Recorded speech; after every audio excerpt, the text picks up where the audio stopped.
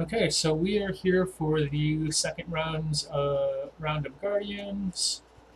One thing to note is that they change troops up every time they become active again. When they are active, they keep the same um, troops the entire time, so every single time you fight them, their troops will regenerate. So after the first round is done, um, you will just need to go back out and rescout them. So this one just became active. Gonna port in, scout it. Also, don't forget to have your extra camps trooped. I am keeping a march of tier 2 troops this time to show you guys what they do in a fight like this. So this right here is going to be ground heavy with a very small amount of the other two types. So with this one, you can do, since they're ground heavy, you want to do mounted heavy because mounted counters ground and are ranged heavy. You would want to do ranged on that ground type. So that one was a bust because I'm not running any ranged troops really. So we go to the next statue, scout this one out, because all my ranged troops I put in my camp. So scout this one out.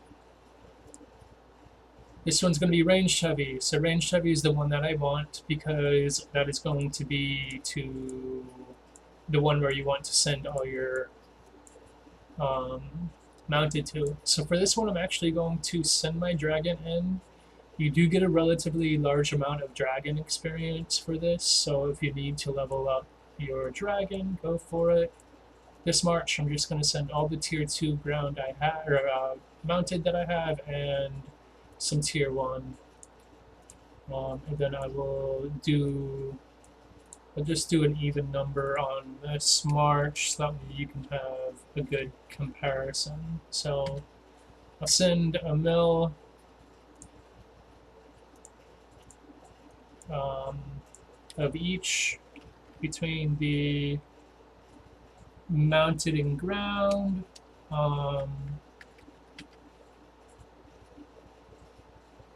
One thing to note is that this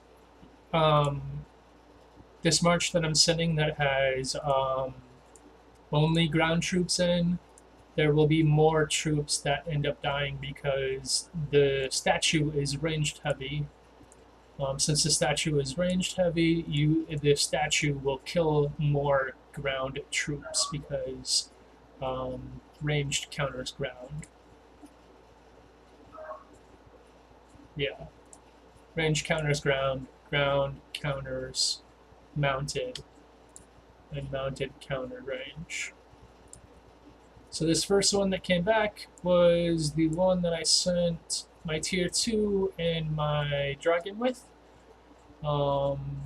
Since I did send a strong march and I boosted it with my dragon, this march, even though I sent lower tier troops, ended up losing 671 tier 1s. So if you think about force loss, I lost 1,000 force.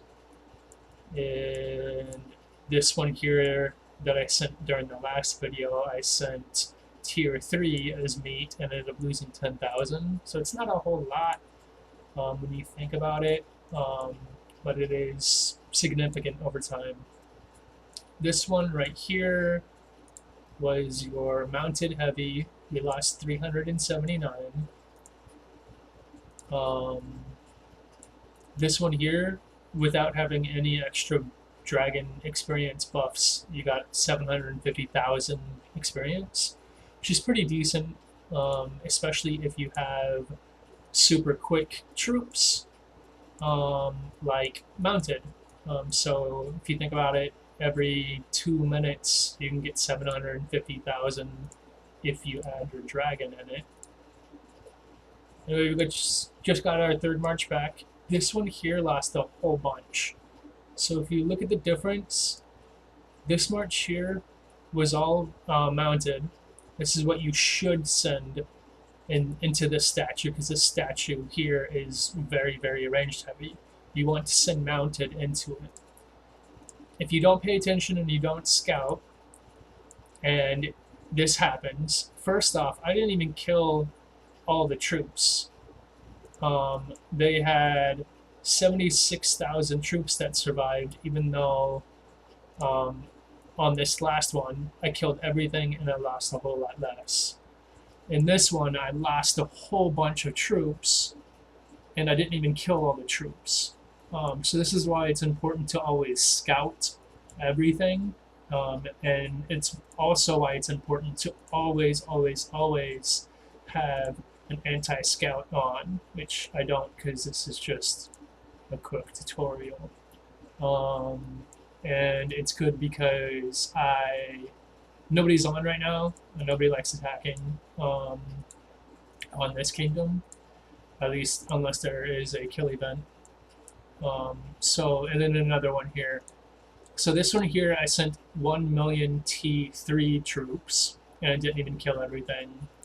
This one here, I sent 1.5 million, but it was all tier 2.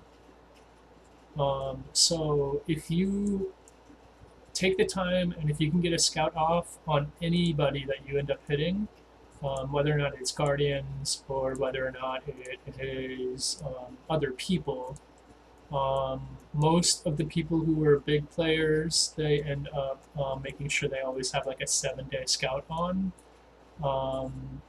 So people like B here, she probably should have a anti-scout on. I'm not going to bother trying to go over there and aggravate them though. But if you are low on dragon experience and you have a whole bunch of troops, feel free to attack the Guardians. It's a great way to get experience because if you don't need dragon energy. But I haven't had the tier 1s to see whether or not you can send a full tier 1 march with your dragon, because that would cut down the traveling time of your attack a lot. But anyway, that's what it's like. It's a big difference on, losing, let me see, what was it, 8.6 thousand troops of tier 3 ground compared to losing 400 if you use the correct type. And also to note, my mounted and my ground should have the same stats, so I have super shitty gear because I don't have any research in set tree. So you're looking at about 700 defense and about 650 attack and 670 life. So my stats for those are super low. And here, I mean, my ground troops are even a little bit higher. There's more boost to them. I got an extra 40% attack on ground, and I still lost about 10 times the amount that I should have because I sent them into an unfavorable fight. And then just to let you know, if you end up having more items, the bunny accessories give plus experience boosts. So if you wear all of your plus experience boost items, which are going to be your bunny accessories and your sea giant helm, gives a lot better. It's 30% compared to 25, so you get an extra 5% boost if you have the sea giant helm. And then if you send the exact same march, also, so if you use tier 1s, you have a 51 second march. If you add in tier 2s, it boosts up another 10 seconds on your march. So just adding tier 2 mounted increases your march to and from by at least 20 seconds. Um, so if you ended up having tier 1, a bunch of tier 1 mounted, it's possible to get a whole lot of experience. I do think I do have a dragon experience boost here. And I just added 4 more items to boost up your dragon experience. So if you do have good research and if you have decent gear and you're missing dragon experience, if the dragon isn't level 50, definitely do this. This is a really quick way to get level 50. You would just need to make sure that you only keep tier 1s with you in your base, and you camp literally everything else. So anything that dies goes straight to the hospital, or you have nothing in your base. So changing out 4 combat pieces, we ended up losing an extra 200 tier 1, but you're gaining almost 1 million dragon experience, and you're still killing everything. So if you do have the extra troops, make sure they are mounted, because if they are ground is slower when you're marching. That's why I like mounted so much, because mounted is quick. You don't want to send any siege troops to this, because siege troop is useless against any troop type. The only thing you want to use siege for is for nothing. They're trash for gathering because they're so slow, and they are trash at attacking because the only time they would be at an advantage is if the enemy base only has traps in their base, which chances are you're never ever going to see anybody. Actually, I want to scout Heart Rob. He's a trap base. You can tell by the fact that he has 5 billion force killed and 450 million force. But he's a cool guy. I'm not going to hit him. But yes, he did end up using an anti-scout because he's prepared. And then all I wasted was one of my 224-hour boost shields for that. But to figure out whether or not he is a trap base, you can just go in here and look at defenses lost. He's lost a lot. But if you look at troops killed versus troop loss, you can figure out whether or not he's either super good at attacking and actually knows when to attack and when not to attack.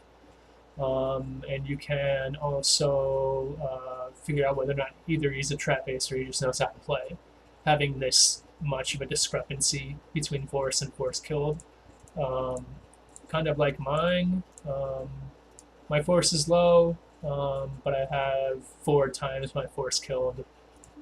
It's not quite the same as Heart Rob's, but Heart Rob spends money and I do not. So yeah, that was that.